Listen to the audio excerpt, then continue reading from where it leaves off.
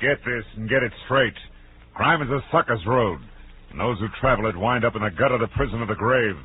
There's no other end, but they never learn. From the pen of Raymond Chandler, outstanding author of crime fiction, comes his most famous character in The Adventures of Philip Marlowe.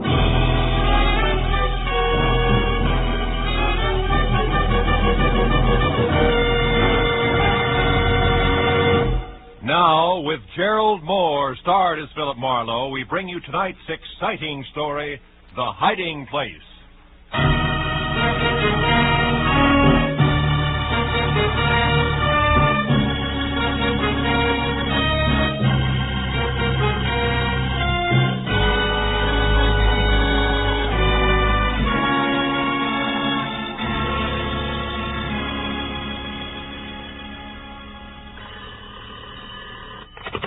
Mrs. Brown's gift shop. Oh, yes, Mr. Waltman. The bookends? Well, let me see now. That was the little Dutch figurines, wasn't it? The boy and the girl? All right, fine. Well, I'll have to... Oh. Hold the line a minute, Mr. Waltman. Mr. Marlowe, You're back. Yes, Mrs. Bryant. Did you find him, Mr. Marlowe? Did you find Chipper? Chipper is dead, Mrs. Bryant. Oh, Take it easy, Mrs. Bryant. Maybe you better sit down here. No. I'm all right. There's a customer waiting on the phone. I'll finish that. Then I want you to tell me everything you found out about my son. Sure. I'll only be a moment. As Martha Bryant went to the telephone, I braced myself for the story I had to tell her. I tried to figure some last-minute way of making hard facts a little softer for a sweet, brave, gray-haired lady who deserved a better break. The first thought about what had happened brought the whole ugly business rushing back at me again. Turned my mind back like a clock to where it had all begun yesterday morning in my office. And that same Martha Bryant, full of hope and quiet courage, walked up to my desk, handed me a letter, and asked me to find her son. His name is Chipper, Mr. Marlowe. Or rather, Chip, now that he's a grown man. He's 22. He left suddenly without a word 6 months ago. Oh? I've heard nothing until this morning when that letter they addressed to Chip came in the mail. Postmark St. Louis Obispo. Oh, sit down, won't you, Mrs. Bryant? Thank you. Maybe I shouldn't have opened it, but... Well, you see, it's the first indication I've had in all that time that he's even alive. Read it. Dear Chip, it's been a long drag, but the waiting is finally over, darling. Time is now. Meet me at 11:30 Monday night at the House with the Big Wheel, signed Toby. House with the Big Wheel, what does that mean, Mrs. Bryant? I have no idea. But for some reason it frightens me. Oh. 11:30 Monday night. Monday night, that must be tonight. Who is this Toby? Toby Packler. She's a very, very beautiful young woman. Platinum blonde. Oh.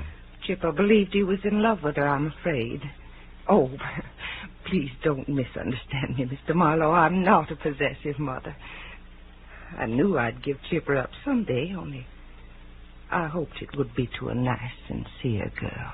Toby Packler isn't? Well, she's much too fast. The kind who uses too much mascara and wears things like those little anklet chains they call slave bracelets.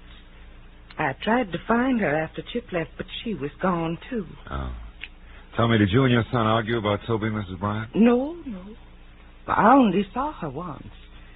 He knew I didn't think much of her, but that didn't drive him away, Mr. Marlowe. What did? Well, I've never been able to understand.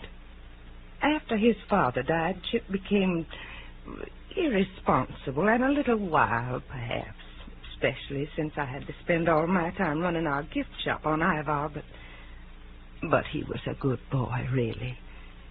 I tried to convince myself that he left just to prove his independence, to test his wings, you know. But now... Now what, Mrs. Bryant? Now I'm worried. That letter, it puzzles me. I don't like it. Well, it may mean nothing more than you're getting a daughter-in-law who uses too much mascara. I hope you're right. I want Chip to be happy, to settle down. I want to turn my business over to him. And will you try to locate him for me? Here, I have his picture here in my wallet. See? Say, Chip looks a lot like his mother, doesn't he? Yes. Please find out if my son is all right. Sure. I'll do my best.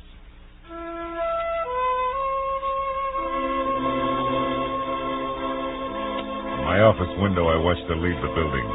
Saw her stop politely and answer a question for an oily sidewalk passerby in a black pinstripe suit. Then moved quietly on down the street toward a shop on Ivar. A neat, gentle, very lonely woman. I hoped I'd find a happy story for her in San Luis Obispo. She had one coming. I was still hoping 5 hours later when I pulled into a mobile gas station in a little town at the foot of the Santa Lucia Mountains, 200 miles up the coast. I filled up, asked a few questions, and found out there were only 4 good hotels, 5 not so good, and 2 or 3 dozen motor courts, and that ran the gamut. So even with nothing but the name Toby to go on, the job wasn't completely impossible.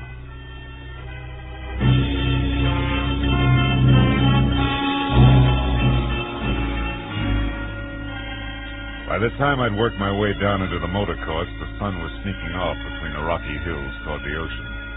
And I was still collecting negative answers until I tried a mirrored neon combination bar, restaurant, and motel called Pinky's on the north edge of town. Sorry, mister. No Toby Packler registered here. Now, wait a minute. Are you sure? She's a lovely platinum blonde about... About what? Huh? Oh, never mind. Skip it, Pinky. Maybe this is better. When I glanced across the lobby at the bar, I caught a man watching me. He was the same oily character in a black pinstripe suit that I'd seen stop Mrs. Bryant on the street outside my office back in L.A. He ducked away, and I beat it into a bar. Just in time to see him slip out a side door, so I followed him. Outside, a gravel path wormed through a grove of dejected pepper trees, wound up in a lonely walled patio, and when I got there, Oily was out of sight. The reason was simple. The nose of his gun in my back said he was behind me. Don't move, Marlowe. Well, name and all. Yeah, sure. I've been tailing you every inch of the way since old Lady Bryant went to see you this morning. What's the connection, Oily? Exactly 6 long months of watching and waiting. For what? For a move you 2 skunks would have to make sometime. And from the way you've been working, you don't know enough to do yourself any good or me any harm. So take some advice. Go back to L.A. Leave it alone. Leave what alone? That's none of your business, people. I'll take over from here. But just in case you run into Chip Bryant or Toby on your way out of town, tell them from me they're not cutting Lou Race out of his share of $110,000. I'm going to get it, one way or another. And so you won't forget, use this. Oh! For a reminder.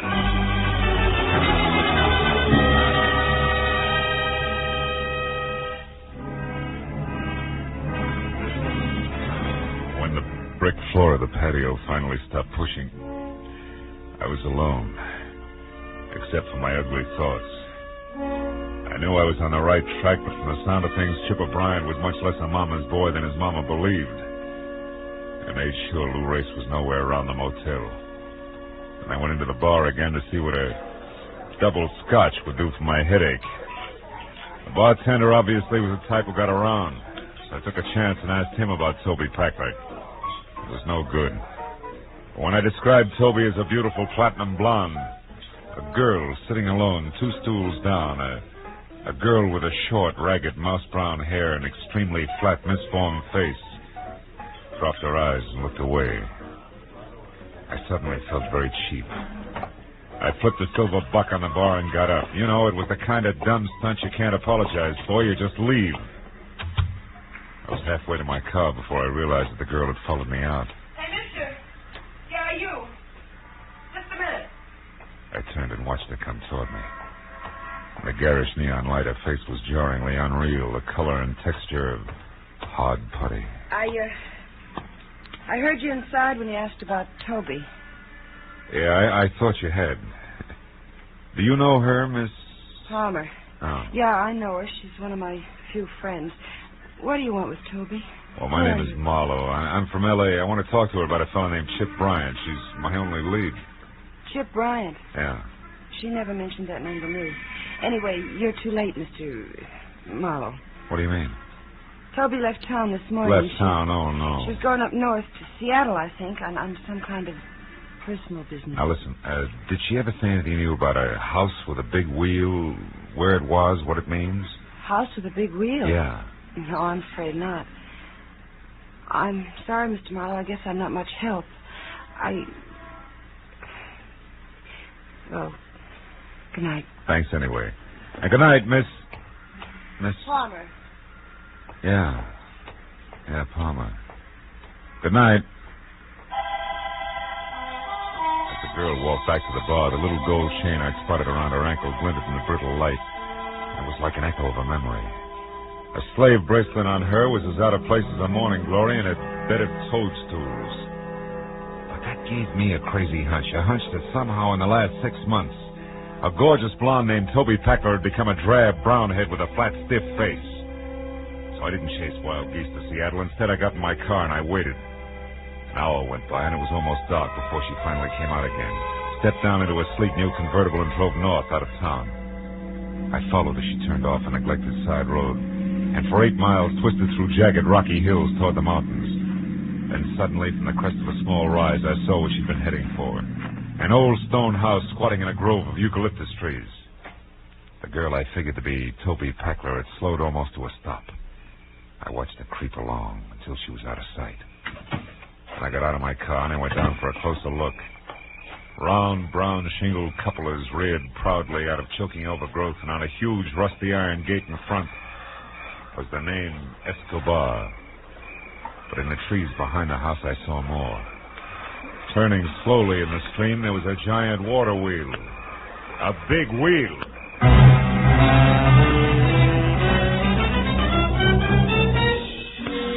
drove fast back to town and stopped at the only place I could figure for a quick answer. The office of the San Luis Obispo Daily Eagle. The night editor was strictly old school, from green eye shade to sleeve guarded, but still very much on the ball. So, you want to see the issues of exactly 6 months ago, you say? Yeah. And that'd be November. About the 8th, 9th, and 10th. Here you are, son. Help yourself. Thanks a lot. I'm right to sort of cinch it. Careful there. Don't rip those copies. Say, by the way, what story are you looking for? Oh, small something on a party named Toby Packler.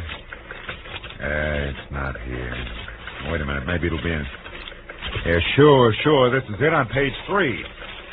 A woman identified as Toby Packler of Los Angeles suffered severe injuries to head and face today when the car she was driving skidded into a bridge abutment 2 miles north of here. So that's how come the face. Miss Packler's condition was announced as critical by Clark Emergency Hospital attendant. Hey! Is that all you wanted? That's enough. If that answers your question, young man, I'll put these copies away.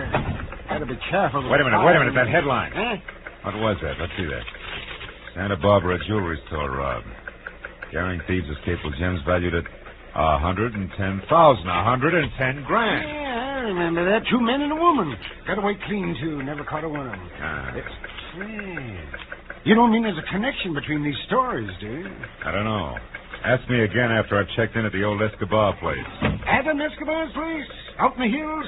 Oh, you're joking, son. What in the world could that crackpot possibly have to do with a jewel robbery and a car wreck 6 months ago? It beats me, but there's some tie-in. You can count on it. I think you're crazy. But if you're going out there, maybe you should be. Now, what's that supposed to mean? You'll have something in common with Adam. He's lived in his own private dream world for so long, he's forgotten what the real world's all about. Goodbye, son. I'll see you later. I hope.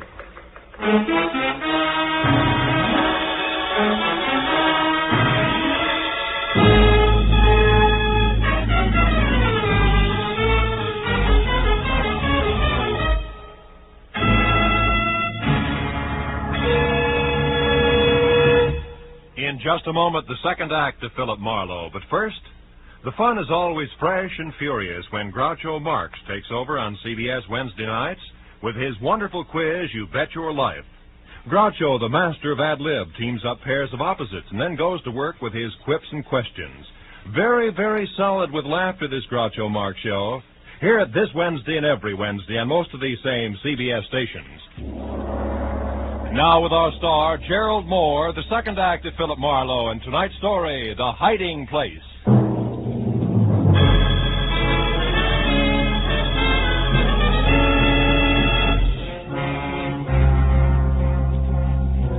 From the road I had thought of Adam Escobar's place as just another 100-year-old country home. You know, the kind, big, aloof, wrinkled, like an aging nobleman who had retired long ago with his memories.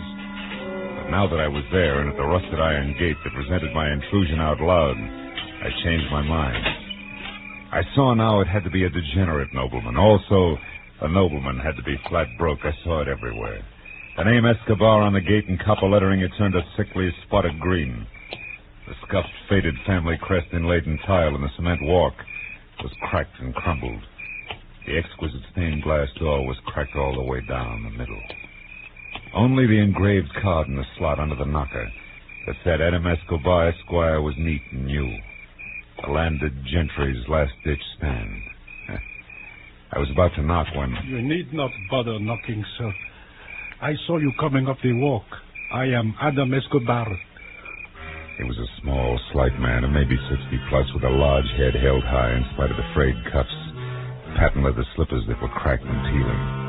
I introduced myself, then followed him into a musty living room. There, Wiley apologized for no longer having any servants and poured us each some brandy from a cut-glass decanter. I told him all about my search for Chip Bryant, complete with Toby and Lou Race. Frankly, Mr. Marlowe, I am puzzled. Your drink, sir. Oh.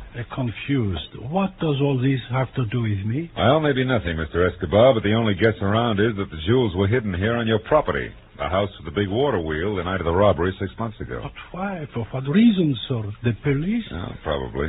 Trio wouldn't want to be picked up with the stuff on him. Salud. Under yours, sir. Thank you. Then, Mr. Marlowe, soon after they did that, hid the jewels, I mean, the girl, the one with the injured face, had that accident. Those are the circumstances. Oh, more or less. And if I've added right, company's coming by 11:30. It's 10:30 now. It might be a good idea if you left the home grounds for a while. Me? Leave my own home because of some thieves, because of three common degenerates? Mr. Escobar, it's that or the police, and I'd rather not have them in it for a while. I still owe my client the slight benefit of the doubt that's left. You think I am afraid? Is that what you are trying to say? No, of course not. But I don't see why you should stick your neck out. These people have nothing to do with you. You are wrong, sir. Every honest man has something to do with every criminal. His duty. I know that now, Mr. Marlowe.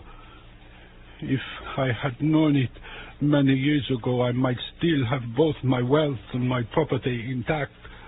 Well, okay. Who knows? When I come back, it may be... Come back? But where are you going, sir?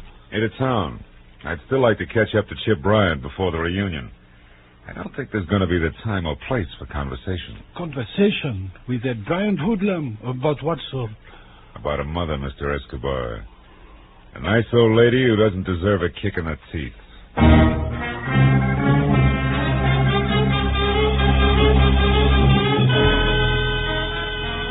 Back in San Luis Obispo, I returned to the missing person door-to-door canvass for the third time that night.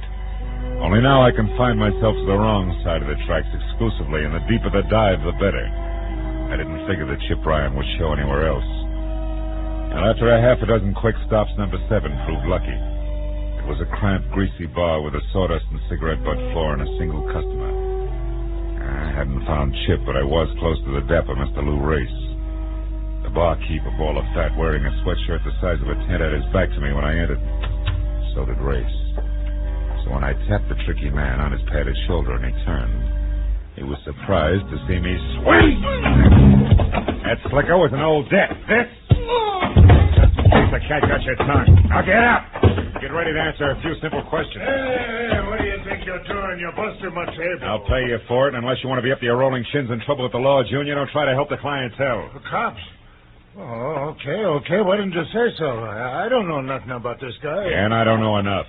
Now, come on, Race, you talk or eat sawdust. Which? No. I'll tell you. What do you want? One, you, Chip Bryan, and Toby Packler stuck up that Santa Barbara jewelry store 6 months ago, right? Yeah, we did it.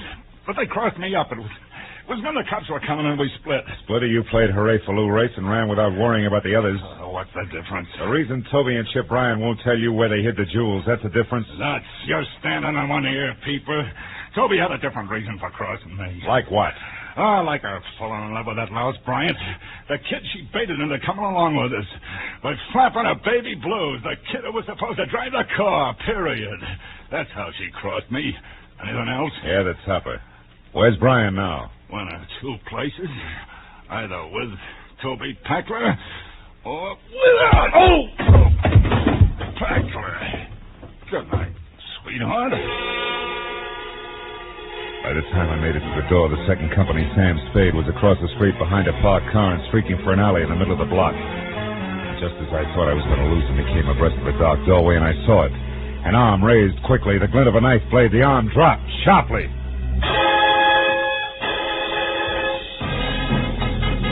Whoever had done it slid away in the dark as suddenly as he appeared. When I was next to Race, there was only the caller's card, a black ivory-handled knife, driven to the hilt and between the dapper man's shoulders. It was going out fast. Hey, holy cow, how did it happen, Mr. Shut up, Race. Race, do you know who got you? The knife. Yeah? Has it got a dark black eye? Black ivory handle, yeah. Why? What does it mean? Who's it belong to, Race? Kid. What kid? Cecil. Ryan. He's dead, huh? Yeah. And so are all the prayers of one Mrs. Martha Bryant. Huh? Who's she? Never mind. Listen, call the cops. Tell them my name's Philip Marlowe. I'm a private detective, and I may be able to explain all this later. Right now, I'm due at a house with a water wheel, and I'll explain that later, too. If I'm lucky.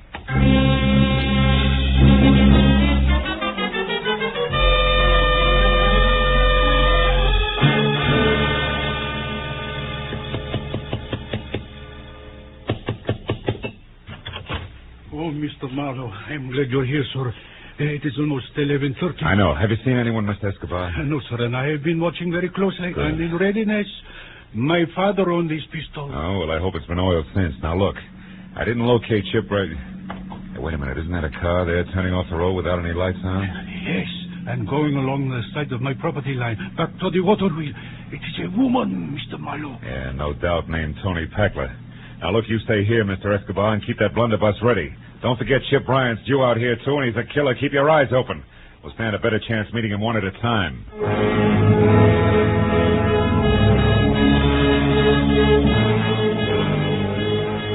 I went around to the side of the house quickly, then kept close into a long line of eucalyptus trees that ended at a crumbling building that had once been servants' quarters. After that, it was only 20 yards to the water wheel. 20 open yards to the huge ancient circle of hand-hewn wood that complained against the side of a dreary squat stone mill that had long ago died of old age. There in the faint half-light of a hazy moon I saw Toby Packler, kneeling at the corner of the building and with both hands working furiously to loosen a stone the size and shape of a football. There was a gun on the ground next to her. I moved closer, my hand tight on the .38 in my pocket. Then I waited till she had the stone out. And that baby ends a 6-month-old secret. Were you... That wasn't bad aim, just a warning, Toby. How do you know my name? I read your mail. I get back over to your homespun safety deposit box there and take the jewels out. Go on. All right. Why shouldn't I, soldier? You won't go anyplace with them. Chip will see to that. They're gone. Get back. They're not here, I tell you. Do you understand? They're gone. Gone. All the homestead. Hold it. Now tell me, is this where you hit him? Of course. Nobody else knew, Race or Chip Bryant? Grace didn't even know about this place. But Chip... What? And don't dare move, Mr. Marlowe. Now, drop your gun. Do it! Miss Packler. Mr. Adam Escobar, Esquire. Keep quiet. So Chip Bryant had the jewels all the time, did he? I never thought of that. What do you know about jewels? Oh, quite a bit. You see, Miss Packler, that night 6 months ago when you stood over there on the other side of the water wheel and told Bryant that you had hidden the jewels and would tell him where later on, I was listening. You knew they were here. I'll tell anything to anybody. It's was, of course, quite by chance that I overheard you. But after you had that accident with your car, I searched as diligently as though I were a partner. Searched Miss Beckler for money that could mean so much to me. But I found nothing. Then where are they? You idiot, tell me. Where are they, do you know?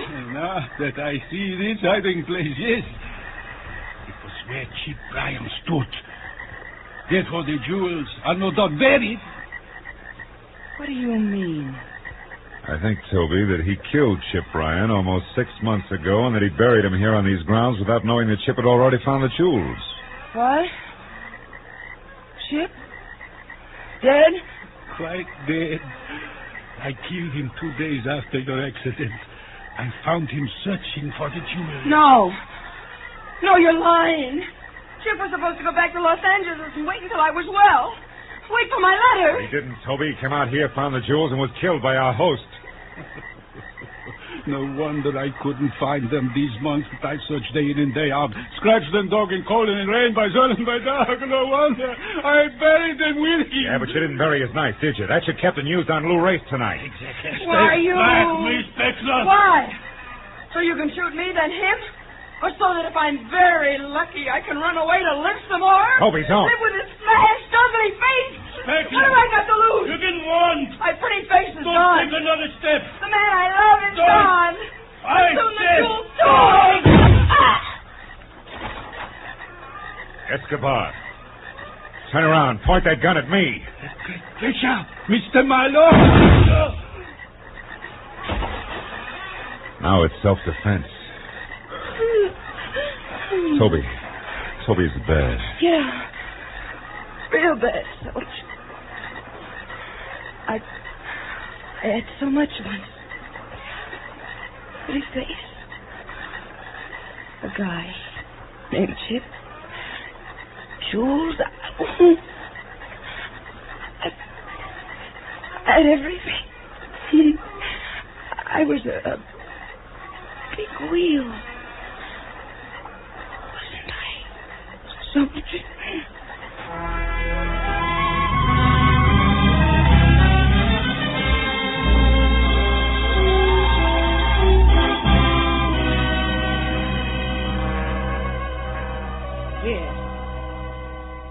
Yes, Mr. Altman, the bookends will be sent out to you this afternoon at the latest. Thank you for calling. Goodbye. I'm sorry to have kept you, Mr. Marlowe. Well, it may be hard for you to believe, but in the minute I was on the phone, and even while I talked, I think I saw Chipper's whole life before me. I know what you mean. Well, Mrs. Bryant, I found out that your son, Chip... Yes. You found out what? Mr. Marlowe, what are you staring at?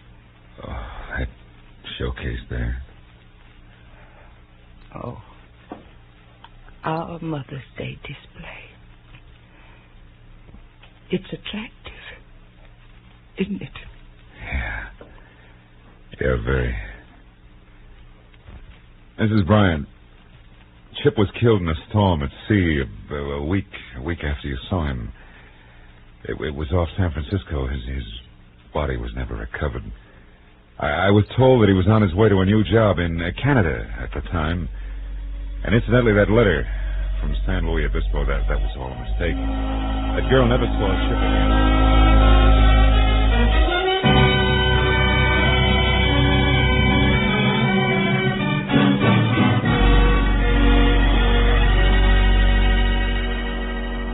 Outside, I left my car where I'd parked it and walked through the busy city streets. You know, it's a funny thing. Lies can cause more trouble in this world than almost anything else, they say. And at the same time, can sometimes bring the most happiness.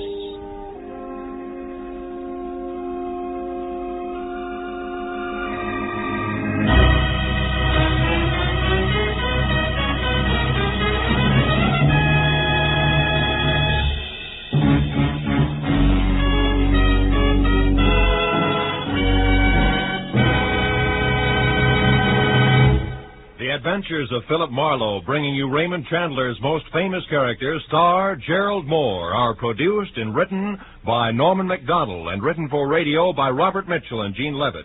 Featured in the cast were Virginia Gregg, Joan Banks, Herb Butterfield, Louis Jean Height, Bob Griffin, Howard McNear, and Lee Millar. The special music is composed and conducted by Richard Arant. Be sure and be with us again next week when Philip Marlowe says... It started at dawn in a Los Angeles taxi and wound up that night on a cliff in the middle of the Pacific. All because of a Dutchman with $50,000, a corpse in a lily pond, and an Oriental with a chauffeur who wanted a cloak made of nothing but feathers.